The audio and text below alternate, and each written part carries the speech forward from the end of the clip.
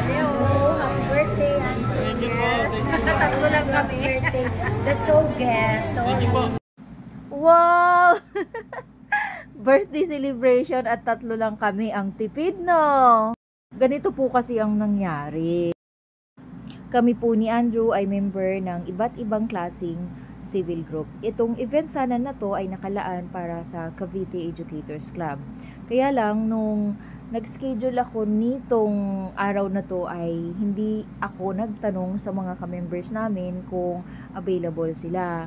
So after few days, nag-message sa akin ang aming presidente na marami ang hindi available kasi mayroon palang kasabay itong event na ito na event din ng Lions Club sa Tagaytay. At sinabi ko nga sa aming presidente na i-move na lang ng Sunday. So kami lang yung nag-usap, hindi na-inform ang aming ibang members. Kaya nung Sabado ng morning ay nag-message sa akin si Doclin kung tuloy daw ba yung Sabado at nasaan daw ba yung bahay namin. Kasi originally dapat sa bahay. Kaya lang, kinancel ko yung sa bahay dahil infected nga ng parvo virus yung aming mga cats. Alam ko may mga alaga din sila. So sabi ko, sige hanap na lang ako ng place at hindi na lang dito sa bahay. So kinontak ko yung mga ibang members namin, hindi rin talaga silang available. Kaya kami na lang yung natuloy na tatlo. Ako ay nagpapasalamat at natuloy itong aming event na ito. Grabe event talaga, no? Kahit tatlo lang kami ay dahil nakatipid ako, charot lang, hindi po yan ang dahilan. Dahil ang dami-dami kong nalaman tungkol kay Doc Lien. Parang chismis, no? Nalaman. Hindi po yun. Hindi po chismis.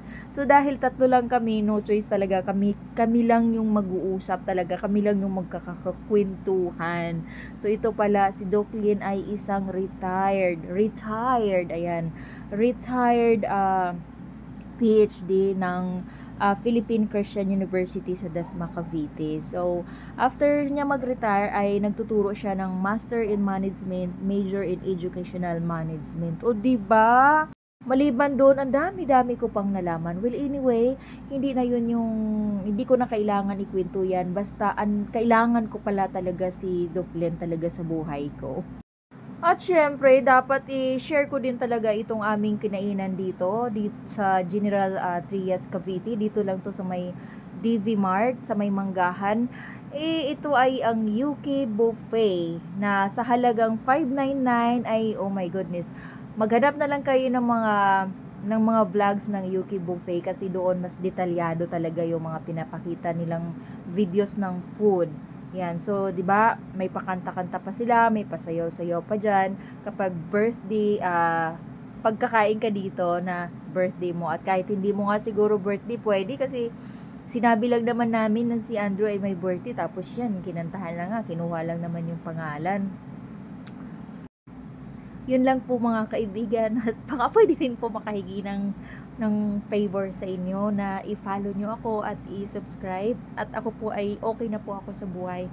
Kung sakali po itong magbunga itong aking ginagawa ay wala po akong kukunin doon kahit piso, yun po ay aking itutulong sa kung sino man po yung nangangailangan. Bye!